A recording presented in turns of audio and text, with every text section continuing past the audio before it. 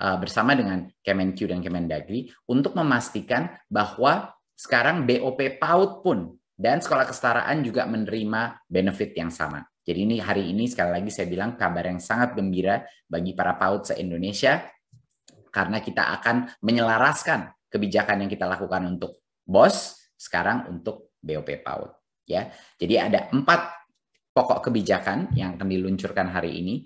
Yang pertama adalah nilai satuan biaya BOP PAUD itu yang tadinya semua sekolah per anaknya mendapatkan sama, sekarang bervariasi. Tergantung daerah-daerah yang lebih terpencil, daerah-daerah di 3T, daerah-daerah yang lebih sulit diakses, itu akan mendapatkan dana yang lebih afirmatif, lebih besar dari yang lainnya. Dan yang kedua, penyalurannya sekali lagi langsung dilakukan kepada rekening sekolah, biar lebih cepat lagi, lebih efisien, dan tidak perlu orang tua dan guru-guru dan sekolah nalangin dulu. Dan yang ketiga adalah penggunaan daripada BOP PAUD dan juga BOP kesetaraan itu jauh lebih fleksibel. Jauh lebih fleksibel, tidak disekat-sekat lagi, kita berikan kemerdekaan kepada setiap kepala sekolahnya untuk mengalokasi sesuai kebutuhan. Dan keempat adalah digitalisasi daripada perencanaan dan pelaporan dana BOS ya menggunakan Arkas sebagai aplikasi tunggal. Ini adalah untuk memastikan bahwa administrasi keuangan kita lebih digitize, lebih automated. Berikut. Ya. Untuk yang kebijakan pertama, kebijakan BOP PAUD tahun 2021 itu tadinya nilai satuan biaya per peserta didik itu semua 600.000. Nah, ini akan berubah di tahun 2022.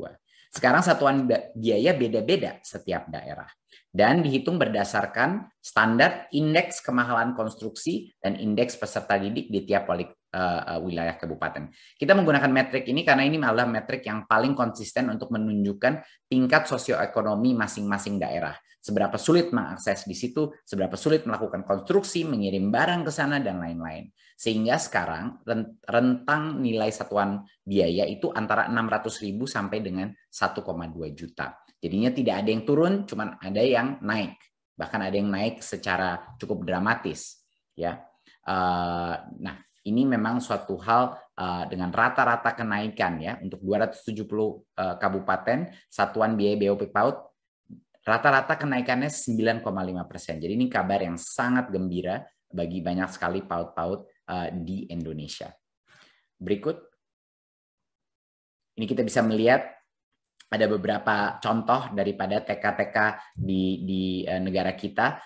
Satunya TK Negeri Pembina di Kabupaten Kepulauan Anambas di Riau, ya itu meningkat sampai dengan 48% ya dana BOP PAUD-nya.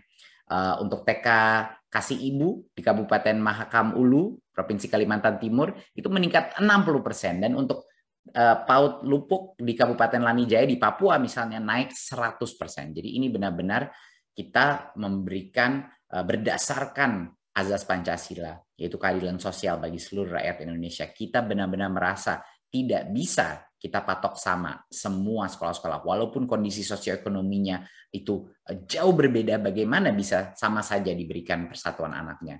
Malah yang lebih butuh bantuan harus dibantu secara signifikan dan dengan prinsip dasar afirmatif. Berikutnya, sekarang kita masuk kepada penyaluran langsung, ya. Next. Jadi kita bisa melihat di 2021 apa yang terjadi dengan BOP PAUD dan BOP kesetaraan. Itu uangnya itu biasanya dikirim di akhir bulan Maret, mulai bulan April itu baru diterima, dan banyak sekali sekolah-sekolah baru menerima di bulan Mei, Juni, dan Juli. Nah, ini yang sudah dikoreksi di tahun 2022, kita akan transfer langsung, dan seluruh anggaran, 100% daripada anggaran BOP PAUD dan BOP kesetaraan akan diterima sekolah di bulan Februari dan paling telat bulan Maret. Jadi ini merupakan suatu perubahan yang sangat signifikan, di mana orang tua tidak perlu nalangin lagi, di mana kepala sekolah dan tidak perlu lagi meminjam uang mungkin atau mendapatkan pinjaman dari vendor-vendornya untuk nalangin dulu uangnya. Sekarang dengan adanya transfer langsung, seluruh PAUD kita, kondisi keuangan mereka akan jauh lebih stabil dan jauh lebih efisien. Gitu. Berikut. Ada beberapa persyaratan untuk satuan pendidikan penerima BOP PAUD dan BOP kesetaraan. harus memiliki NPSN, ya, dan juga sudah mengupdate Dapodik sesuai kondisi real di dalam sekolah itu, punya izin penyelenggara pendidikan, memiliki rekening satuan pendidikan atas nama satuan pendidikan tersebut, dan tidak merupakan satuan pendidikan kerjasama, dan jumlah peserta didik yang dihitung sebagai basis BOP merupakan peserta didik yang memiliki NISN. Ya, nah masih berlaku kebijakan sebelumnya bahwa ada minimum 10 peserta didik untuk syarat menerima BOP kesetaraan. Ya, tapi tidak ada lagi jumlah minimum peserta didik untuk penerima BOP PAUD maupun BOS. Nah, berikutnya sekarang kebijakan ketiga adalah penggunaannya sendiri. Jadi bagaimana transformasi penggunaan BOP PAUD dan BOP kesetaraan? Sekarang kita mengikuti prinsip dasar seperti BOS, ya. Berikut. Tadinya BOP itu kebijakan BOP PAUD itu disekat-sekat. Jadinya ada alokasi misalnya untuk kegiatan pembelajaran dan bermain itu minimal 50%, kegiatan pendukung pembelajaran maksimal 35%, kegiatan lainnya paling banyak atau maksimal 15%. Nah, kita di 2022 karena melihat kesuksesan yang telah terjadi dalam alokasi dana BOS dan kemerdekaan diberikan, kita melakukannya juga untuk BOP PAUD dan BOP kesetaraan. Jadi sekarang ruang lingkupnya untuk penggunaan anggaran ini jauh lebih besar. Bisa buat penerimaan peserta didik baru, kegiatan ekstrakurikuler, pengembangan perpustakaan, kegiatan asesmen, pengembangan profesi pendidik dan tenaga pendidikan, pelatihan untuk guru-gurunya, pembiayaan layanan, alat multimedia, dan tentunya proses kembali kepada PTM dan anggaran itu. Jadi jauh lebih merdeka, jauh lebih otonom, kita memberikan kepercayaan kepada kepala sekolah, tapi tentunya dengan pelaporan yang transparan. Berikut. Satu lagi mungkin perubahan adalah tadinya pembayaran honor itu hanya untuk pendidik, ya, untuk BOP PAUD dan kesetaraan. Sekarang diubah pembayaran honor dapat untuk pendidik dan juga tenaga pendidikan. Kita sangat peduli dengan tenaga kependidikan dan mereka juga berjasa dalam pendidikan anak-anak kita.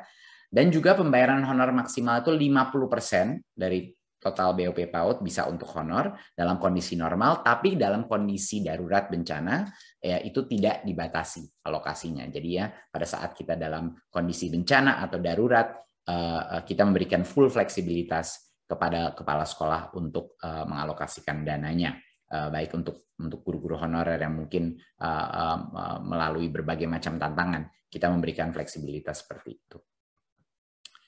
Nah, kebijakan yang keempat adalah digitalisasi daripada perencanaan dan pelaporan